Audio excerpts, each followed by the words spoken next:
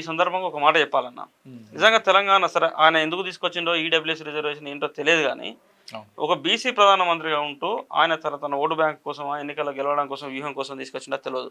10% EWS reservation ఈ దేశంలో అని అన్నాడు. సో తెలంగాణ లాంటి ప్రాంతంలో నీకు 6.6% 6% లోపే అగ్రవర్ణ జనాభా ఉన్నది. వాళ్ళ 10% రిజర్వేషన్ వచ్చింది. తద్వారా ఎవరికి నష్టం చేసింది ఆయన? బీసీలకి.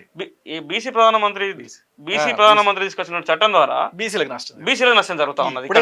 ప్రధానమంత్రి అయినాకనే కాదు, తెలియక కాదు, తను 1990 మండల్ కమిషన్ రిజర్వేషన్లు వచ్చినప్పుడు మండల్కి ఆపోజిట్గా మందిర్ ఉద్యమం తెచ్చారు. అవును, మందిర్ ఉద్యమం తెచ్చినప్పుడు తను ఏం చేయాలి, ఆయన బీసీ ఆయన ఇటువైపు ఉండాలి మోడీ.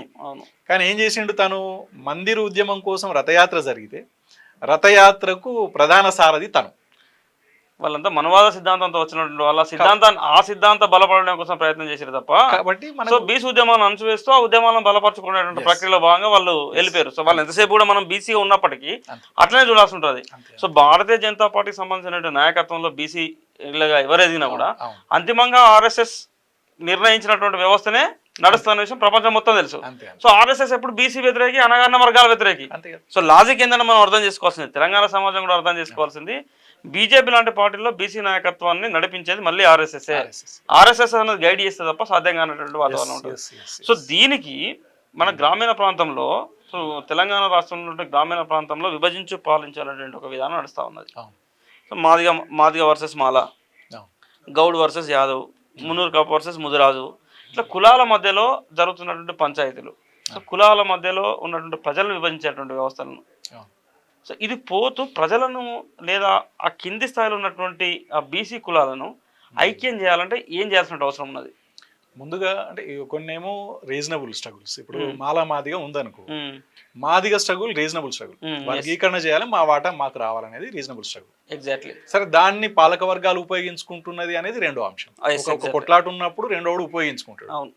అందుకని ఆ కొట్లాట అది ఇవాళ కాకపోతే రేపు పరిష్కారం అవుతుంది అనుకో, ఇష్యూ క్లోజ్. తర్వాత ప్రధానంగా ఏంటంటే ఎస్సీ ఎస్టీని ఆర్గనైజ్ చేయడం, సంఘటితం చేయడం పెద్ద కష్టమైన పని ఏం కాదు, కొంచెం సంఘటితంగా ఉంటున్నారు. ఎందుకంటే బ్రాహ్మణీయ భావజాలం అనేది ఊరు నుంచి, అంటే బ్రాహ్మణ వాడ నుంచి పోతున్న కొద్దీ బలహీన పడతా ఉంటుంది. కాబట్టి ఊరు బయట ఉంది కాబట్టి అక్కడ బలహీనంగా ఉంటుంది బ్రాహ్మణీయ భావజాలం, ఖచ్చితంగా ఆర్గనైజ్ చేయొచ్చు. ఇక బ్రాహ్మణీయ భావజాలం బలంగా ఉండేది బీసీలలో. అవును, బీసీలలో బలంగా ఉంటుంది కాబట్టి బీసీలను ఐక్యం చేయాలి అని అంటే ఇది పెద్ద సమస్య. అవును, నిజానికి ఏంటంటే ఈ దేశానికి స్వాతంత్రం రాకముందు కుల జనగణన జరిగింది, జనాభా లెక్కలు ఉన్నాయి. దేశానికి స్వాతంత్రం వచ్చిన తర్వాత అది పోయింది. అంటే అంతకుముందు ఉన్న కొద్దిపాటి స్వాతంత్రం కూడా బీసీలకు తర్వాత పోయింది. ఆజాదీ ఉద్యమం అంటే కమ్యూనిస్ట్ పార్టీలు చెప్తాయి అధికారం మార్పిడే జరిగింది, ప్రజలకు స్వాతంత్రం రాలేదు అని. భగత్ సింగ్ కూడా అన్నాడు, వీళ్ళ నాయకత్వంలో స్వాతంత్రం వస్తే మాత్రం ప్రజలకు రానట్టే. ఆర్థికంగా, రాజకీయంగా, సాంస్కృతికంగా వీళ్ళకి స్వాతంత్రం రావాలి, ఊరికేదో అధికారం మార్పిడి వస్తే కాదు. ఈ దేశంలో అగ్రకులాలకు వస్తే స్వాతంత్రం కాదనేది అందరి భావన ఉన్నది. కాబట్టి స్వాతంత్రం తర్వాత ఏం జరగాలి, బీసీల స్వాతంత్రం కోసం పోరాటం చేయాలి. బీసీల స్వాతంత్రం కోసం పోరాటం చేయకుండా రకరకాల అంశాలు, ఆర్థిక అంశాల మీద పోరాటాలు జరుగుతూ వచ్చింది. ఇవాళ జరగాల్సింది ఏంటంటే బీసీ స్వాతంత్ర యుద్ధం, బీసీ ఆజాదీ పోరాటం. దేశానికి స్వాతంత్రం రాకముందు బీసీలకు స్వాతంత్రం ఉన్నది, దేశానికి స్వాతంత్రం వచ్చింది, బీసీల స్వాతంత్రం పోయింది. ఎగ్జాక్ట్లీ. కాబట్టి కుల జనగణన జరగాలి అనే కాడ ఇప్పుడు రెండు పక్షాలు పొంచి ఉన్నాయి. అగ్రకులాలేమో కుల జనగణన జరగొద్దంటాయి, కుల జనగణన జరిగితే గానీ మా అస్తిత్వం, మేము ఎంతమంది ఉన్నాం, మా వెనకబడతనం ఏంది, మా రాజకీయ ప్రాతినిధ్యం ఏంది, అవన్నీ లెక్కలు తెలుస్తారేనా అని. లెక్కలు తెలిస్తే మాకు ఏం కావాలో తెలుస్తుంది మా వాళ్ళకు. అందుకని కుల జనగణన జరగాలని మనం డిమాండ్ చేస్తాం. ఎగ్జాక్ట్లీ. కుల జనగణన జరిగితే నెక్స్ట్ నా ప్రాతినిధ్యం పంచాయతీ ఉంటుంది.